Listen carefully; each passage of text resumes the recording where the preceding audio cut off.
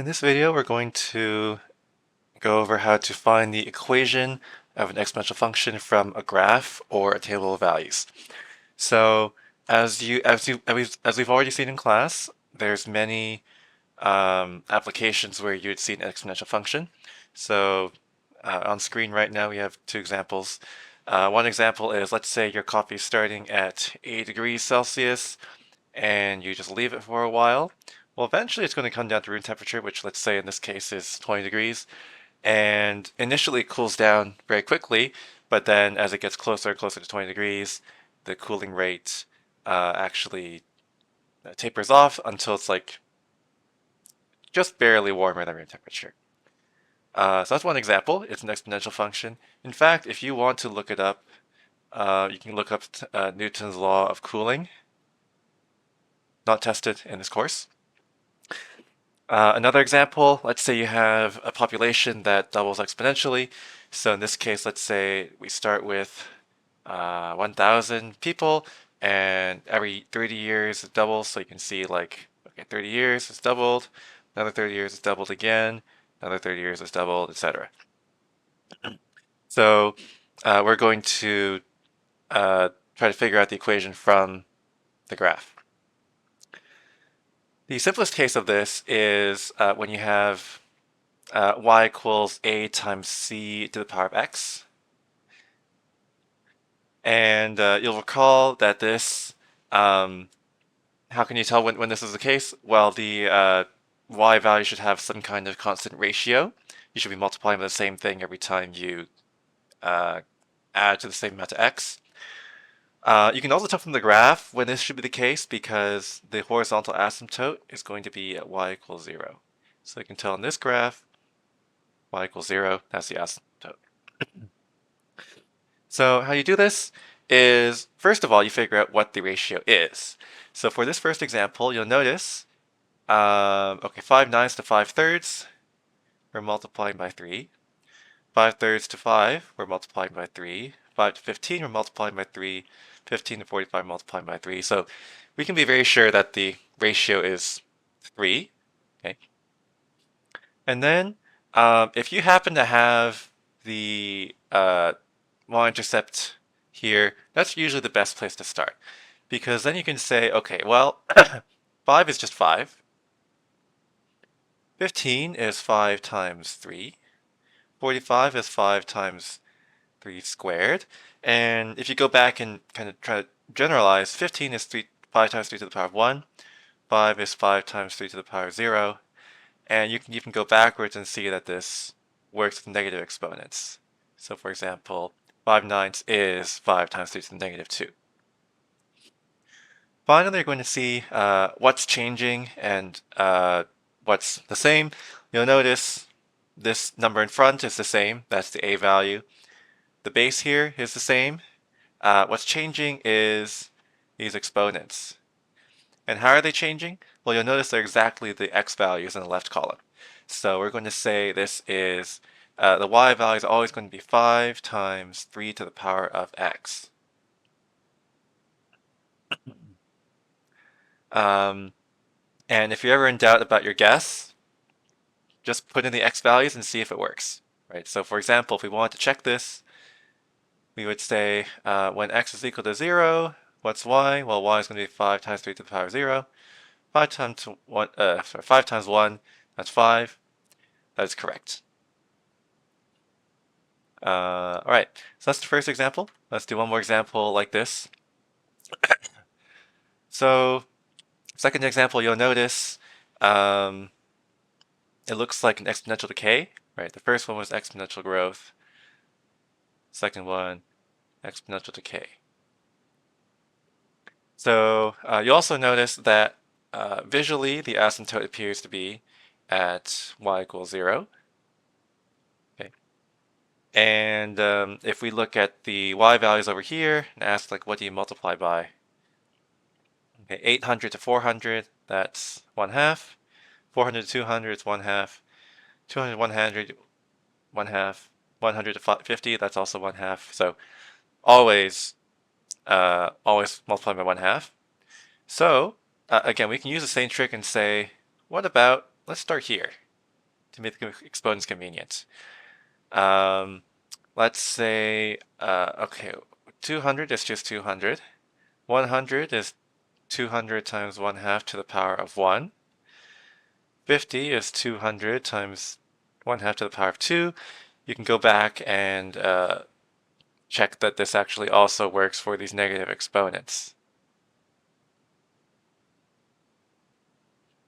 Just as an example, in case you've forgotten how to do these negative exponents, if you have 1/2 to the power of -2, that's 2 over 1 to the power of 2.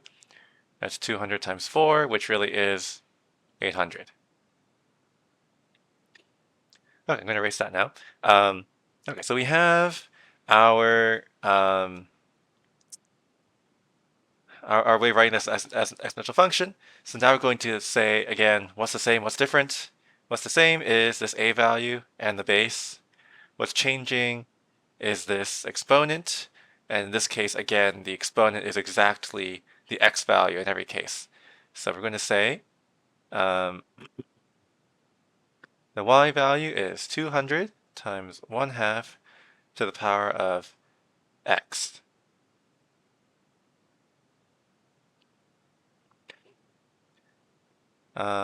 Okay, so that's the simplest kind of example. You see a common ratio. You have your y-intercept as a starting point. Okay. Now the next kind is, what if you don't have your y-intercept? So maybe you're shown part of the graph that is either too hard to read, or the values just don't contain that. So if looking at this table, you'll see that the x values are 5, 6, 7, 8, 9. So the idea is that basically we've changed all the x values by some amount, so we're going to have some kind of horizontal shift.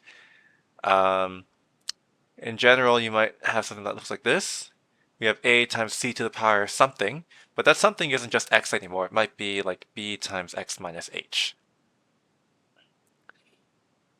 So the idea is, well, first we're going to start off the same way. We're going to say, what number do you multiply by? For y, we're multiplying by 2, from 4 to 8, 8 to 16, multiplying by 2, 16 to 32, multiplying by 2, 32 to 64, multiplying by 2. So we can start writing, for example, this is 4, 4 times 2, 4 times 2 squared, 4 times 2 cubed, 4 times 4, sorry, 4 times 2 to the power of 4. We can go back and also add these missing exponents. Okay, so again, if we think very carefully about what's constant, what's changing, we know that it's like 4 and the base here 2 are constant, and what's changing is the y value. Now we're going to be careful here, because if we simply say y is equal to 4 times 2 to the power of x, it's going to be wrong every single time. So in the first case, instead of 4 times 2 to the power of 0, it's going to be 2 to the power of 5. And in the second case, instead of exponent 1, you'll have exponent 6. So how do you fix it? Well, you subtract 5 from x. And you can check that all the cases should work now. A more organized way to do that, to convince yourself, is to actually add an additional column here and say, okay, let's write down all the x minus 5 values. So 5 minus 5 is 0, 6 minus 5 is 1, 7 minus 5 is 2, and so on. And you can see that the exponent is x minus 5, so you put x minus 5 in the exponent.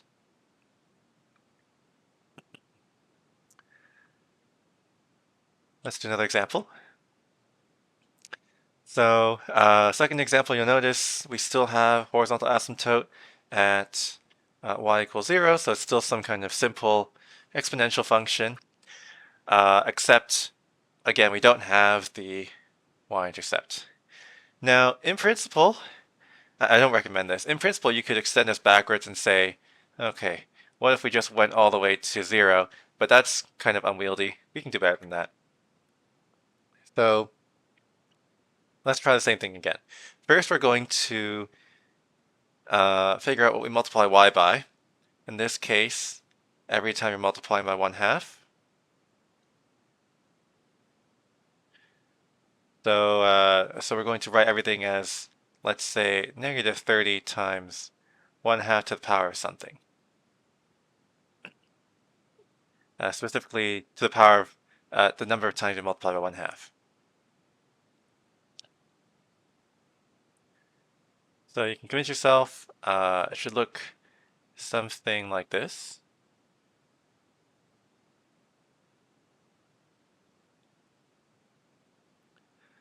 Okay, so what's changing? The exponent, right? The exponent is going to be 0, 1, 2, 3, 4, and the a value and the base are the same. Now, if we try the same trick as before, let's say we try to subtract 40, right? To get the numbers to line up. Well, you'll notice that doesn't exactly work,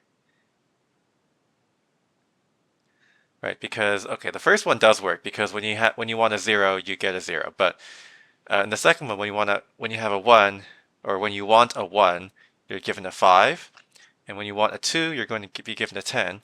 So we need to fix it one more time by dividing by 5. Okay. You'll notice the spacing of the x values is 5. So if you divide by 5, you'll turn this into 0, 1, 2, 3, 4. Now this is what you wanted. So we're going to say y is equal to -30 times 1/2 to the power of whatever gives you 0, 1, 2, 3, 4, which in this case is x minus 40 over 5. If you want to write this more like b times x minus h, you could also use fractions. You could say the exponent is 1/5 of x minus 40. That's equally correct.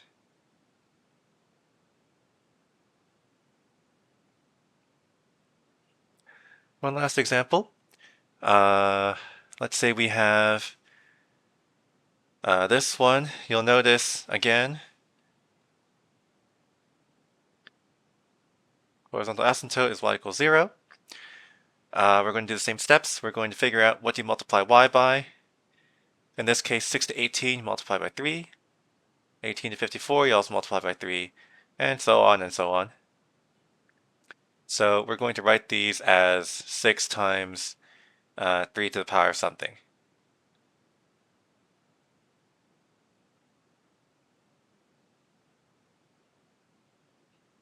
Okay.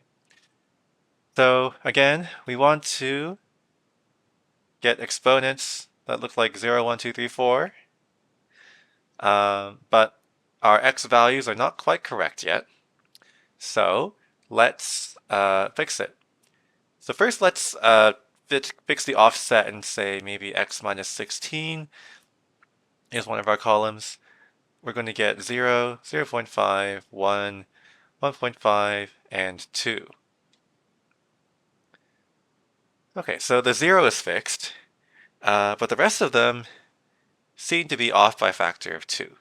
Right? Whenever you want, if you want a 1 here, you actually, the exponent is 0.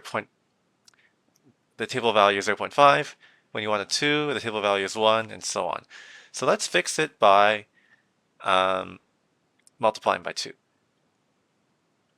We're going to get 0, 1, 2, 3, 4, and you'll see that matches the exponents now. So that means we can say it's y times 6 times, sorry, y is equal to 6 times 3 to the power of whatever gives you 0, 1, 2, 3, 4, which is 2 times, in brackets, x minus 16.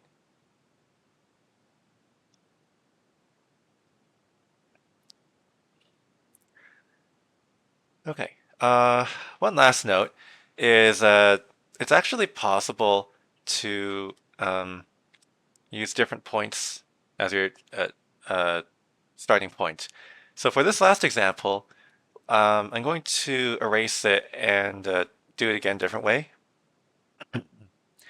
let's suppose that I decided I want to write things as 18 times 3 to the power something.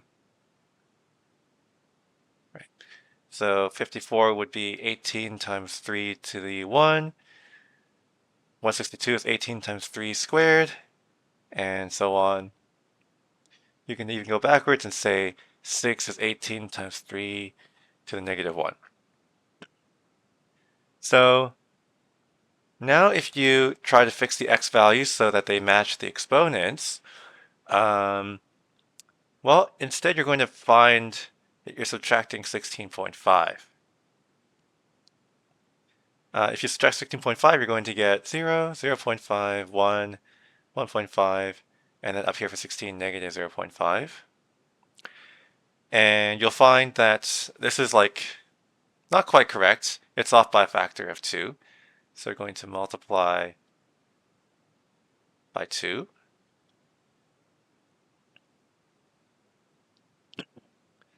And you'll notice that now you have the correct exponents. So we're going to say y is equal to 6 times 3 to the power of the number of times you multiplied by 3, which in this case is now 2 times in brackets 16, x minus 16.5. So let's compare these. Whoops, sorry, that's not going to be 6, it's 18. 18 times 3 to the power of 2 times x minus 16.5. So are these the same? Well, you can actually use algebra to check that these are the same. Maybe it's easiest to show that the one that we just did is equal to the other one. So let's use some exponent rules and say this is 3 to the power of 2x minus 2 times 16.5, which is 33, right? This is going to be 18 times 3 to the power of, actually no, let's not do it that way. Okay, we're going to leave that one like that. The other one we're going to say is 6 times 3 to the power of 2x minus 16. If you use your exponent rules, you get 2x minus 32 in the exponent. So you'll notice that these exponents are different by 1. Now we can say, okay, let's use exponent rules to separate this into 3 to the 2x minus 32, so that it looks the same as the other one, times 3 to the negative 1. Now you're going to be able to say this is 18 times 3 to the negative 1 times 3 to the 2x minus 32, and this first bit is 6. So you can see that, in fact, we do have the same thing, just written differently.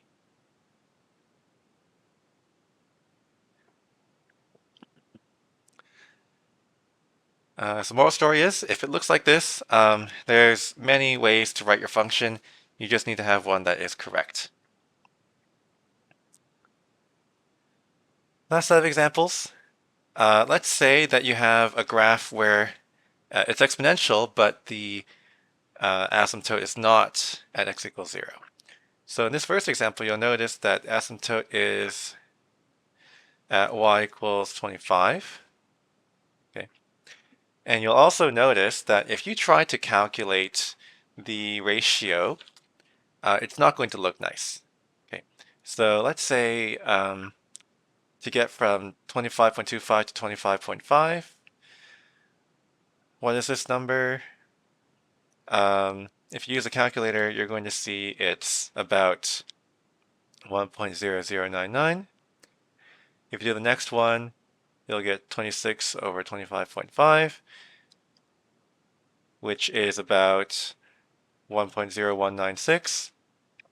Next one, you're going to get 27 over 26, which is about 1.038. So you can see they're not the same whatsoever. So what's the trick?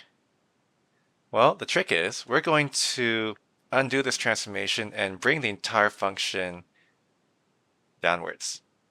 So it looks kind of like this. If we undo that transformation, the horizontal asymptote is going to be y equals 0, and we know how to deal with we know how to deal with that.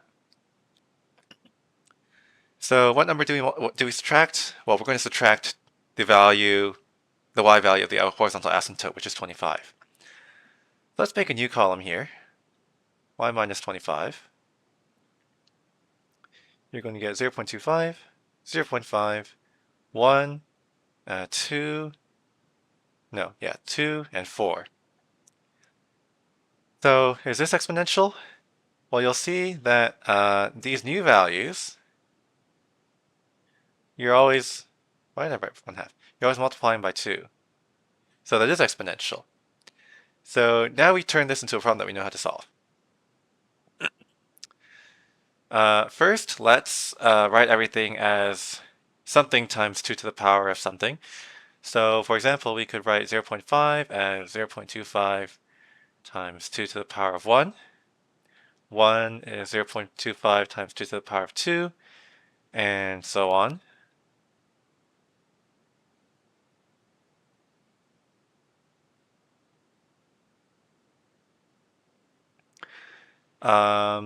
Okay, so now we have exponents that look like 0, 1, 2, 3, 4. And now we're going to make the x values match. We did that in the last set of examples. So let's say we subtract -4 or add 4 to make x look like 0, 1, 2, 3, 4. Okay, the first value is -4 plus 4, which is 0. The next one is 0 0.5, 1, 1.5, 2. So we're not quite there yet. We need to do an additional correction, which is the exponents are off by a factor of 2. Let's multiply by 2 to make it look like 0, 1, 2, 3, 4. Now you'll see that this is correct. So you're going to say this set of values, which is not y, but y minus 25, is going to be 0 0.25 times 2 to the power of the thing that gives you 0, 1, 2, 3, 4, which in this case is 2 times x plus 4. We can rearrange this to isolate y. If we add 25 to both sides, we're going to get this equation, which is the way that you probably want to write the equation of the graph. Okay, so to summarize, what's different about this compared to the last example? You fix the y values so that they look exponential, and you fix that by subtracting the y value of the asymptote. Let's do 2 more examples. This one we have, okay, you'll notice, if you look at the graph, asymptote looks right here, and the asymptote is at y equals 100. So to fix it, we want to bring the entire thing down so that it looks like the asymptote is y equals 0. So we want it to look something like this.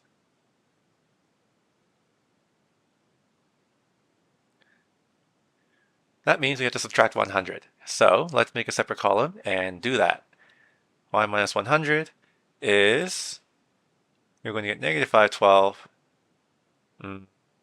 negative 384, negative 288, negative 216, and negative 162.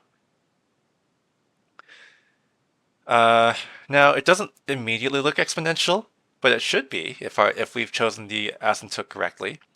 So let's calculate what you multiply by. You're multiplying by negative 384 divided by negative 512, which, if you put into your calculator, is going to be exactly 0.75 or 3/4. Okay. The next one, what you multiply by, you're multiplying by negative 288 over negative 384. And again, you can check that it's exactly 3/4. So in fact, every single one of these, you're multiplying by 3/4. Okay, I'm going to erase that and replace it with the next way to write that, which is, okay, negative 384 is negative 512 times 3/4. The next one, you multiply again by 3/4. Next one, you multiply again by 3/4. Next one, you multiply again by 3/4. We're going to go back and fix the first one. That's 3/4 to the power of 0. Okay, so this looks very exponential now. We have our exponents.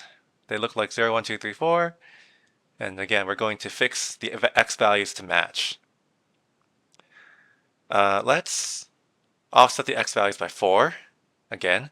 So we're going to add 4 to all the x values. That'll make the first one 0, the second one 1, 2, 3, and 4. And you'll notice that actually this one is basically done now. We have the exponents. So we're going to say these 1 minus 100 values are equal to negative 512 times 3/4 to the power of the exponent, which is x plus 4. Now the way you want to write the equation, let's add 100 to both sides. It'll look something more like this. Final answer.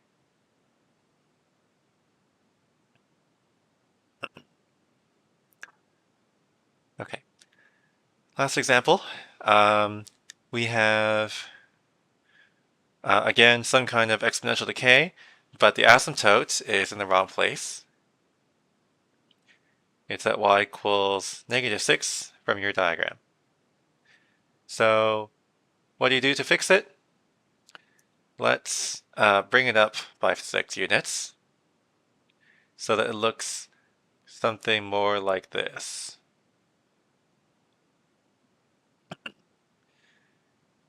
So let's do that. We're going to make, again, a separate column for y. Y plus 6, you're going to get 20, 10, 5, 2.5, and 1.25. You'll notice what's the ratio every time you multiply by 1/2. So let's write these as, let's say, 20 times some power of 1/2.